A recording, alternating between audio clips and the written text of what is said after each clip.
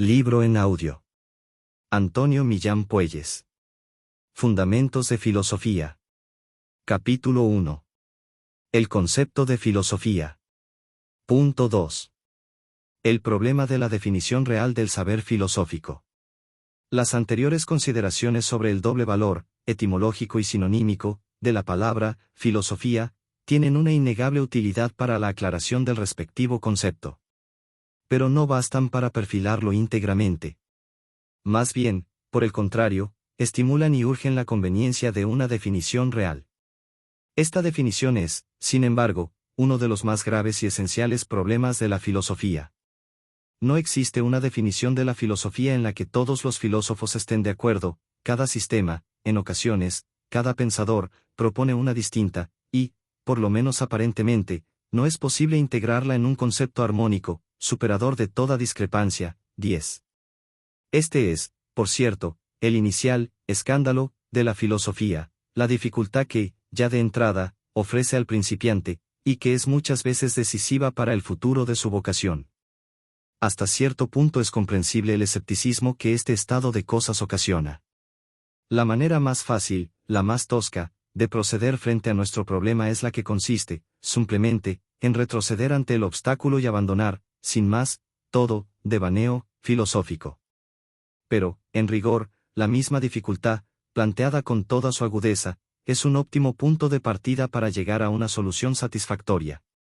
Es el caso que cada una de las definiciones que se han dado de la filosofía aspira a ser tenida como la única exclusivamente válida, de la misma manera que cada sistema filosófico pretende excluir a todos los demás. El espectáculo de las pugnas filosóficas suele ser, sin embargo, contemplado de una manera harto superficial. De este modo se pierde de vista lo que debiera ser más evidente en la consideración de tales antagonismos.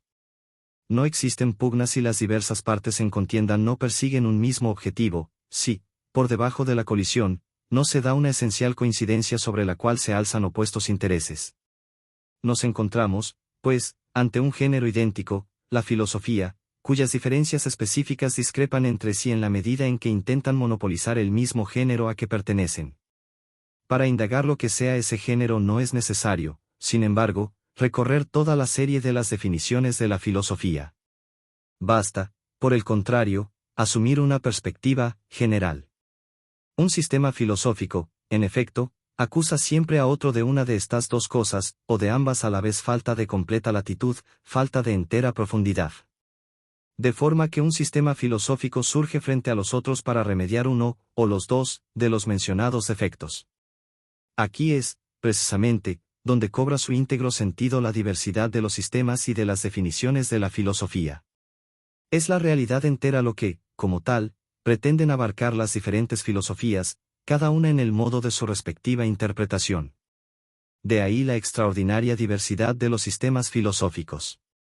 Si estos se limitasen a un determinado departamento o sector de la realidad, las consideraciones que arriba se hicieron fácilmente se hubieran percibido.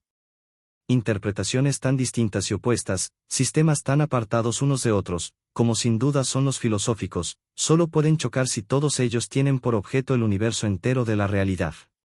Conocimiento de la realidad total y radical profundidad de ese conocimiento, en la medida en que una y otra cosa son asequibles al hombre, se implican y complementan, por tanto, en la noción de la filosofía. La divulgada definición según la cual la filosofía es la ciencia de todos los seres por sus causas últimas, y que se adquiere por la luz natural de la razón, fuera de ser discutible en algún punto o matiz accidental, recoge con amplitud, en su primera parte, la fundamental coincidencia genérica de todos los sistemas y todas las definiciones de la filosofía. Como ya etimológicamente se observó, la filosofía es búsqueda de la sabiduría. Amar a esta es, como decía Platón, algo intermedio entre poseerla y no poseerla. De este saber que se intenta puede hablarse, por tanto, en dos sentidos. En un sentido ideal, es justamente lo mismo que se pretende poseer, lo cual no es, en rigor, filosofía, sino la propia sabiduría. En un sentido real, ese saber, en la medida en que es objeto de hallazgos, interpretaciones y logros sucesivos, va adentrándose y cumpliéndose en la misma filosofía. La filosofía es una participación humana de la sabiduría ideal. El fondo común en el que coinciden todas las definiciones y todos los sistemas de la filosofía es el objeto mismo de la sabiduría. La diversidad de las definiciones y de los sistemas afecta, pues, no a la noción última de esta, sino tan solo a las que intentan esquematizar el contenido de los resultados, forzosamente parciales, de su búsqueda. Más como quiera que la filosofía es una participación de la sabiduría, puede y debe ser definida de la misma manera en que se define su meta y prototipo ideal, con la esencial restricción de que se trata de algo humano e infieri.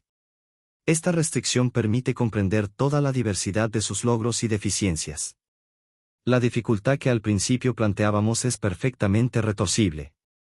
Definir es poner límites a una cosa, delimitarla, circunscribirla. La inexistencia de una definición de la filosofía, unida a su mismo reverso, a saber, la pluralidad de las definiciones del saber filosófico, demuestra justamente que tenemos que habérnoslas con un objeto que de algún modo escapa a toda definición. La trascendencia de la filosofía a todas sus definiciones no debe ser entendida como una absoluta imposibilidad de definirla o de saber lo que es, sino como la imposibilidad de conocerla de otro modo que no sea por referencia a la meta ideal, nunca alcanzada, que constituye la sabiduría.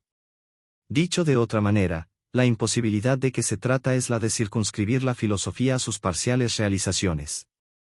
Y en este mismo sentido también hay que añadir que la filosofía nunca queda íntegramente satisfecha con sus resultados, y toda definición que la limite a ellos va contra su propio espíritu.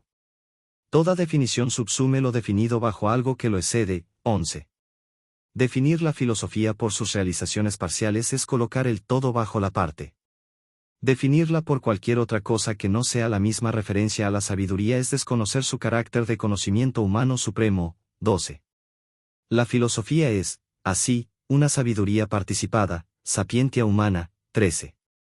Cuando en la definición que antes se consignó anteponíamos la palabra ciencia a todas las demás de la fórmula, no se pretendía colocar el saber filosófico al nivel de las ciencias denominadas particulares, sino al contrario, iniciar la alusión a la sabiduría, ciencia suprema y última. De esta manera la filosofía se nos presenta como privativa del hombre, en tanto que la sabiduría es patrimonio de Dios. Y no porque la filosofía tienda a la sabiduría, sin alcanzarla, debe desplazársela del repertorio de las actividades humanas. Es indigno del hombre, decía Aristóteles, no buscar una ciencia a la que puede aspirar. 14.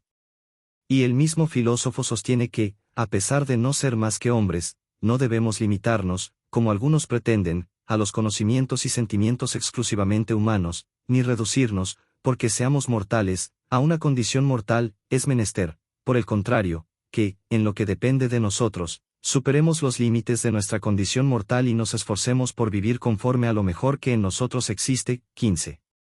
Puede darse, por tanto, esta definición de la filosofía, sabiduría humana. En ella lo que habría de cumplir la función del género próximo está sustituido por la causa, ejemplar, y lo que correspondería a la diferencia específica se encuentra reemplazado por una limitación y restricción del concepto de la sabiduría.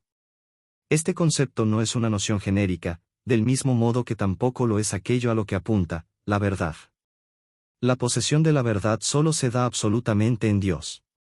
Por consiguiente, toda sabiduría de las criaturas ha de ser una sabiduría participada, aminorada.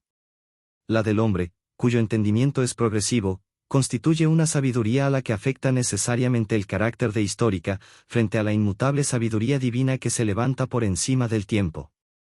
Conviene reparar en el carácter, formal, de esta definición de la filosofía. No es posible forjar un concepto que, de una manera material, es decir, atenta al contenido y la dirección propia de cada sistema, logre reunir todas las definiciones históricas dadas, por la obvia razón de que las direcciones y las concepciones filosóficas de los diversos sistemas son, en cuanto tales, irreductibles a una doctrina común. Es un empeño vano el de conciliar las doctrinas de las múltiples corrientes filosóficas, y tal empeño, más que profundidad, revela una superficial comprensión de las cosas, que acaba en ocasiones en un despreocupado eclecticismo. Pero es igualmente cierto que todas las doctrinas filosóficas coinciden, de una manera formal, en ser precisamente eso, filosóficas. Y su carácter filosófico estriba en la índole, sapiencial, que para sí recaban, cada cual a su modo. Contra esta forma de definir la filosofía suele oponerse el reparo de que se trata de algo sumamente vago, incapaz, por tanto, de distinguir lo que es propiamente la filosofía y lo que son, por su parte, los restantes saberes humanos. Esta objeción cobra su posible validez a partir de la época moderna, cuando las ciencias particulares van independizándose del gran tronco común de la filosofía antigua y medieval. Cada una de estas ciencias no es también un saber. Y si ello es así, y la filosofía es, simplemente, sabiduría humana, ¿cómo se explica, por ejemplo, que nadie considere en la actualidad a la química como una disciplina filosófica? Sin embargo, estas mismas preguntas y la objeción que de ellas parece desprenderse no son muy coherentes con los mismos supuestos de que parten. Al referirse a las ciencias particulares, que se han independizado del gran tronco común de la filosofía, es frecuente olvidar el hecho mismo de esa escisión. Precisamente por articularse en un saber de totalidad, íntimamente conexo y organizado, es por lo que los varios saberes particulares, ya conocidos por los antiguos, conservaban un sentido filosófico. Lo que en realidad muestra que lo filosófico, primordialmente consiste en el saber de totalidad, y que sólo de un modo secundario, por su integración en el sistema de ese universal saber, son filosóficos los demás saberes. Pero ocurre, además, que la filosofía sólo es entendida como sabiduría humana si de veras se advierte que, por ser propiamente saber, es un saber del ser. La sabiduría de que aquí hablamos no se contenta con meros fenómenos ni puras posibilidades, sino que pretende conocer lo que realmente es, y, claro está, pretende conocerlo con certeza y de un modo etiológico, causal, por lo que es natural que le acontezcan estas dos cosas, que se parezca muy poco a las llamadas ciencias positivas, las cuales, por principio, renuncian a conocer otra cosa que no sean los puros fenómenos; segunda, que sea realmente escaso el número de los conocimientos que la integran, ya que, por una parte, lo esencial siempre es mínimo, y por otra, solo el mismo ser puede tener un conocimiento adecuado y perfecto de lo que realmente es. De esta manera, si se la compara con la sabiduría divina, se nos presenta solo como una sombra o reflejo de ella, mas si se la confronta con lo que otras ciencias dicen constituir, fácilmente se advierte su eminencia, pues, aunque pobre en la cantidad, es, respecto de ellas, cualitativamente más apetecible. 16.